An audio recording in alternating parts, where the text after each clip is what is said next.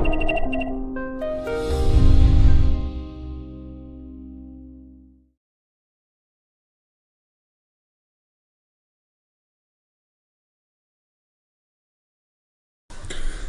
Setups 603, again about the footprint chart, but some more details about it and the combination of high volume and low volume. In footprint charts, you also have high volume areas and low volume areas, and you can use them as trading confirmation because those high volume areas very often tend to be support and resistance. So it's just an area where there is traded more volume or fair prices, but you see them more in detail because you see the fair prices in a candle or in a specific time frame. So many market participants want to trade or have traded over there, and stop losses and take profits can be positioned there. So take profits. If you get here from the top, you can place your take profit before that because it can act as a resistance and it's not 100% sure that this area is going to be accepted again. And if you are long, for example, if you waited for a retest and try to scale here in on the top of that range, you can put your stop loss on the other side.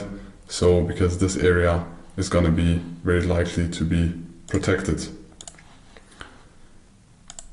So in an example, if you have a footprint chart and you see we have a finished auction on top, we have an unfinished auction on the bottom, and we have some high value areas and we have some low value areas, like in this one. You see there's getting less and less volume the closer we are near the extreme. You can use those high volume and low volume areas because a high volume area like this is likely to be tested again in the future. The unfinished auction on the bottom is likely to be taken out and we have a strong high, so you can use this to scale into positions, but the entry of positions you prefer in low volume areas. So in low volume areas like this one, you can see it also in the footprint chart, you can look for short trades and then place your stop loss above a high volume area because that high volume area is most likely going to be, or the likelihood of that area as being protected is higher, and you can look for entries in low volume areas. So you can look for an entry if you would like to scale in short because you want to make a take profit below this unfinished auction or double bottom. Double bottoms are most of the time just short-term reversal signs. They're most of the time not long-term. So at some point they will be tested again and you have a strong high, and then you look for options to scale in short. You can try to scale in short at this area and put your stop loss above the high volume profile, or you can try to scale in here and put your stop loss above the high volume area above.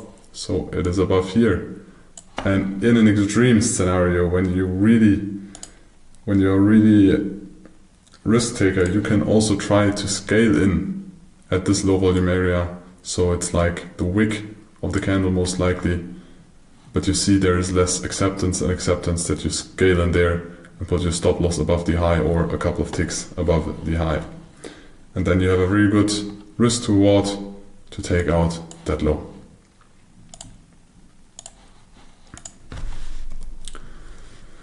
There are also low volume nodes. They can also serve as support and resistance, but we use them mainly as retail traders for entries. Big players very often cannot enter in low volume areas because they need another big player, so they need high volume areas or scale in or out through a long-term period, and there is less liquidity in a low volume area, so we can use it as retail traders. But if big participants are not willing to trade there, which they are not because otherwise it would be a high volume area, we can use this to our advantage. So low volume areas are sometimes often traded through aggressively because the big players are not there, and we can use this as small retail traders for our advantage. So they can be turning points because we are in an extreme and we are looking for further balance, like down here, or the area where there's more volume traded. We want to get back into here, and if we pop up like here, then we can try to short this again. For example, if you don't scale in here aggressively, but you see that we get back and we have a finished auction on top, then you can look for continuing short trades.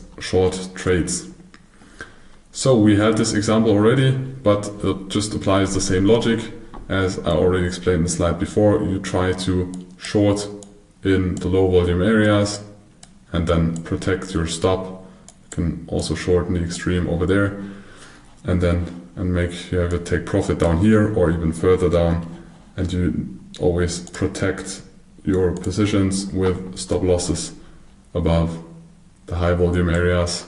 So the yellow areas are the one you scale in, and the one in the footprint that we had previously, the high volume areas, are the one where you protect your position, or if there would be a high volume area, also you take profits before that, so before the high volume area is reached. Hope you understood it and you implement it in your trading decisions.